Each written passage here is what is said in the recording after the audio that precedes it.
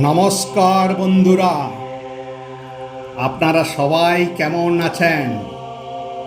আজ একটা গুরুত্বপূর্ণ বিষয় নিয়ে কথা বলবো। সুখ এবং শান্তি। সুখ আর শান্তি আমাদের মধ্যেই আছে, কিন্তু আমরা নিজেরাই কখনো নেগেটিভিটি চিন্তা করি, কখনো পজিটিভিটি। আমি যা অনুভব করি তার জন্য আমি নিজেই দায়ী।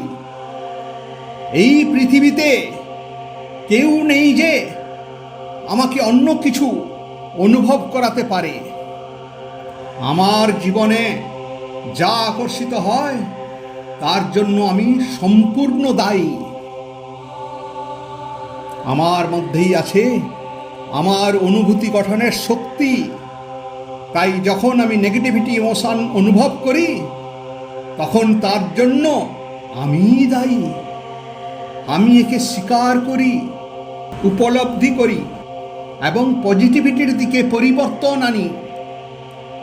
তাই আমি চাইলে নেগেটিভিটি চিন্তাগুলোকে ঝেড়ে ফেলে দিতে পারবো, আর চাইলে পজিটিভিটিকে আকর্ষণ করতে পারবো।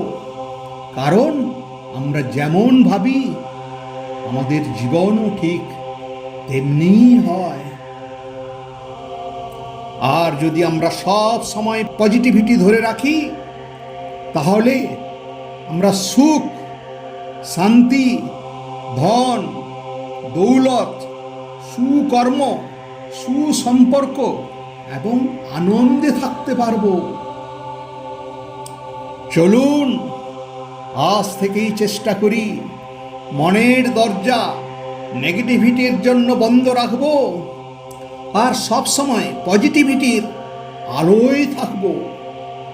বন্ধুরা, যদি এই ভিডিও আপনাদের ভালো লাগে তাহলে লাইক, শেয়ার আর আমাদের চ্যানেল সাবস্ক্রাইব করতে ভুলবেন না। দেখা হবে নতুন এক অনুপ্রেরণামূলক ভিডিওতে। ধন্যবাদ।